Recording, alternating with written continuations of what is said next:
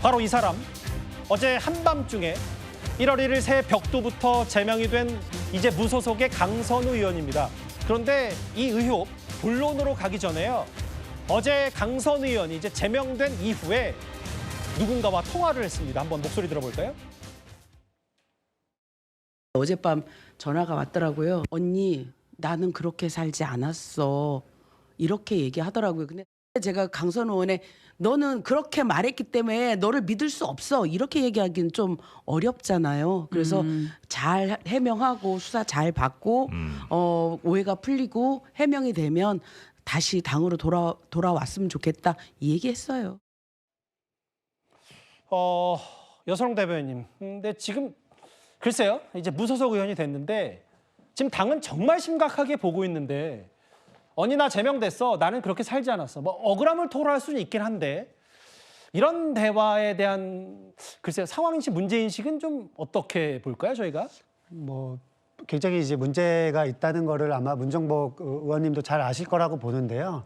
이제 그 강선우 의원과 뭐 개인적인 친분 관계가 뭐 있었기 때문에 뭐 이제 뭐 억울하다거나 뭐 이런 상황을 그 이제 토로하는 과정에서 뭐 그 문정복 의원이 뭐 매몰차게 직접 당사자한테 막 뭐라고 이제 하기에는 사실은 두 분의 관계가 만약에 친밀하다고 하면은 거기까지는 뭐 하기가 매몰차게 그렇게 하기가 쉽지는 않을 것 같긴 합니다. 특히나 지금 뭐 문정복 의원 같은 경우에는 지금 뭐 최고위 보궐선거에 출마해서 선거전을 뛰고 있기 때문에 사실은 뭐 여러 사람들한테 다 좋은 소리를 할 것 같긴 해요.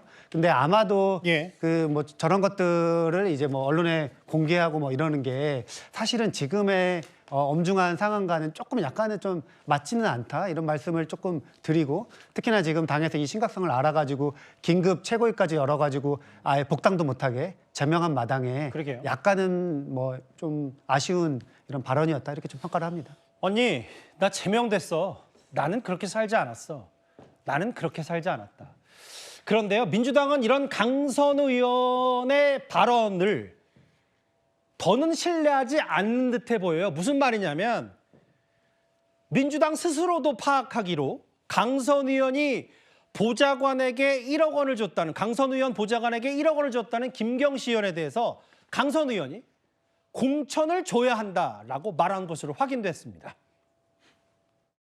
당의 윤리감찰단이 무슨 강제 집행권을 가진 수사기관이 아니기 때문에 한계는 있습니다만 그렇다 하더라도 저희가 보는 정황, 그다음에 그 정황을 결론적으로 확신하게 되는 근거, 그 근거는 예를 들어 서울시당의 그 당시 공천관리위원회 회의록 같은 게 있을 거 아니겠어요? 그런 것들을 전부 최고위원들이 그런 과정을 윤리감찰단장으로부터 어제 보고를 받고 그런 정도의 결정을 한 것입니다.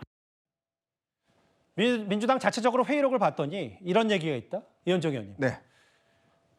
그게 읍소 다음 날이었습니다. 김병기 전 원내대표에게 살려주세요 하고 읍소 녹음 파일 다음 날.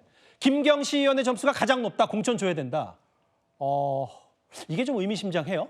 그러니까요. 바로 이제 그 전날 김병기 원내대표와 김병기 의원과 두 사람이서 28분 동안 대화를 나눕니다. 예. 자, 그 녹취록 내용을 전부 다 제가 한 몇 번을 들어봤는데요. 예.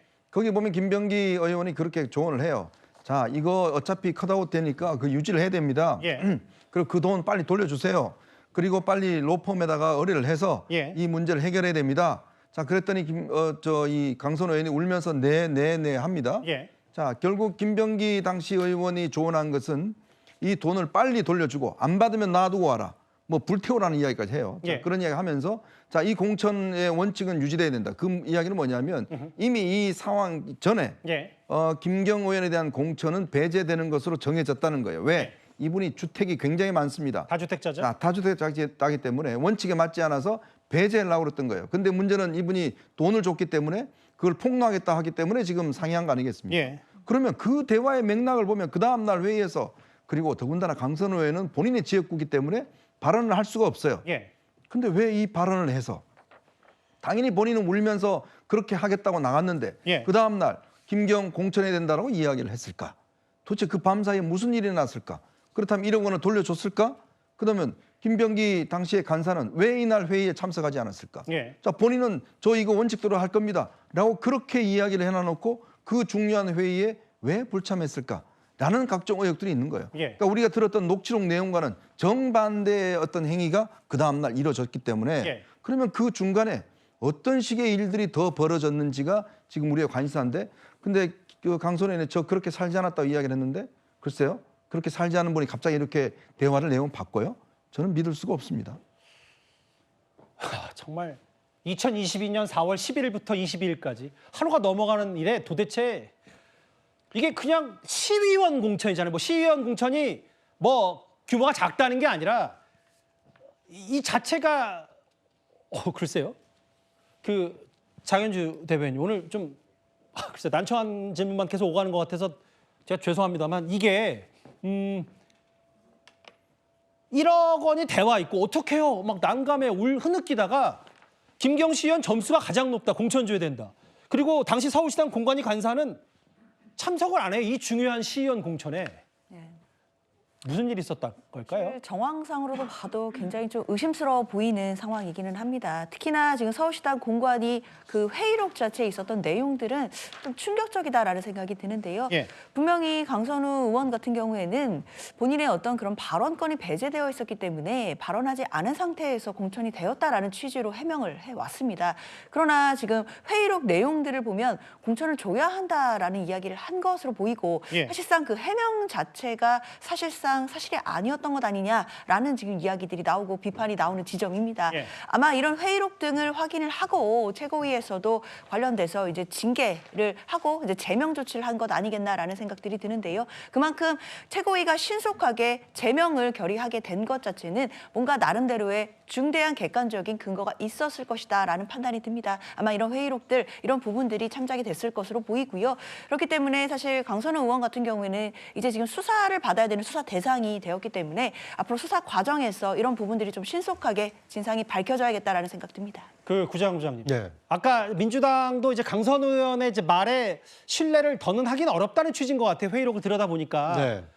읍소 다음 날 단독 공천, 단수 공천 줘야 된다고 했고, 뭐 석연찮은 그런 얘기도 있는데, 그럼 진짜로 뭐 수사 대상이 됐습니다만 즉시 반환, 1억 반환 지시했고 반환된 거 확인했다고 하는데, 그럼 진짜로 뭐 진짜 1억 원이 다시 보좌관 통해서 돌려줬는지 이 부분도 중요할 것 같아요. 네. 이반환됐을 가능성에 대한 여지도 아예 없는 것 같지는 않아서요. 이 수사를 통해서 밝혀져야 될 것이 반환됐는지 여부, 그리고 만약 반환이 됐다라면 반환된 시점이 언제였는가가 굉장히 중요할 것 같습니다. 왜냐하면 그 돈이 건네간 이후에 즉시 반환이 이루어지지는 않은 정황이 지금 드러났는데, 혹시라도 단수 공천이 확정된 이후에 반환이 됐는지, 만약 단수 공천이 확정된 이후에 한참 지나서 반환이 됐는지, 또는 반환되지 않았는지, 이 시점과 반환 여부에 따라서 이 죄질이 크게 달라질 수가 있기 때문에 강선우 의원의 해명이 어느 정도 신빙성이 있는지는 이 수사 당국의 이 관계자들에 대한 이 수사를 통해서 이 진실 여부가 밝혀져야 되는 이 대목이 아닌가 하는 생각이 듭니다. 일단은 글쎄요, 강선우 의원에 대한 어떤 또 추가 폭로가 나올지는 또 모르니까 민주당도 어제 선제 대응을 했을 수도 있어요. 그러니까 1억 여부와 회의록도 확인하고 탈당하고 이제 제명 조치까지, 본인은 탈당하고 제명 조치 됐는데, 이현정 의원님 질문 하나 더 할게요. 사실은 보좌관 갑질 의혹이 불거졌을 때 당시 당대표 후보였던 정청래 당시 의원은 박찬대 의원과는 달리 동지란 이겨도 함께 저도 함께라는 표현을 썼었는데, 오늘 예형을 보니까 범민의 밤을 보냈다, 신상필벌 확실히 이게 정말 중차대한 문제라고 정청래 대표 스스로도 판단한 모양이죠. 네. 이 우리나라 정당은요, 동문회가 아닙니다. 친목회가 아니에요. 우리나라 정당은요, 이 운영 자체를 국민의 세금으로 운영하는 정당입니다. 대부분의 국회 운영비를 국민 세금으로 운영하는 정당이에요. 예. 자, 그러면 정당이라는 게 왜 있습니까? 결국은 정당이라는 게 국익과 또 공공선을 위해서 추구하는 기관 아니겠습니까? 예. 자, 그런데 정청래 대표는 이게 무슨 친목 모임으로 하는 모양이에요? 무슨 아무리 잘못해도 동지니까 감싸줘야 된다? 그야말로 무슨 뭐 어떤 이 범죄를 저지른 집단인 것처럼 생각 들게 하잖아요. 아시겠지만 저거는 이제 보좌관 갑질 의혹 때 정청래 의원이 말씀한 거. 그러니까 말한 잘못은 겁니다. 예. 잘못대로 뭔가 해줘야 되는데 예. 그걸 안 해주다 보니 이런 문제가 생기는 겁니다. 예. 만약 그때 정말 이 강선우 의원에 대해서 강하게 어떤 질책하고 책임을 물었더라면 예. 자, 이게 강선호 의원이 그 다음에도 승승장구했어요. 본인이 저 장관 되고 그 이후에도 당 국제위원장을 또 맡았잖아요. 예. 그거 왜 맡았겠습니까? 정청래 대표가 또 시켜줬잖아요. 알겠습니다. 이렇게 재선 의원이 이렇게 중요한 권직을 얻는 거는 이례적인데 이렇게 감사하니까 또 이런 일이 벌어지는 겁니다. 왜 이번에는 안 감사하는 거죠? 신년 벽두부터 정청래 대표 큰 위기가 닥친 것도 같습니다. 전직 원내대표 김병기 그리고 정청래 대표와 가깝다면 가까울 이 강선우 무소속 의원의 이 제명 조치 이후의 비위권. 물론 이제 당 소속은 아니더라고 하더라도 계속 불거지면 집권 여당에 꽤 안 좋을 텐데요. 5위, 4위까지 김병기, 강선우 두 사람의 돈 공천 의혹 얘기 하나하나 짚어봤습니다.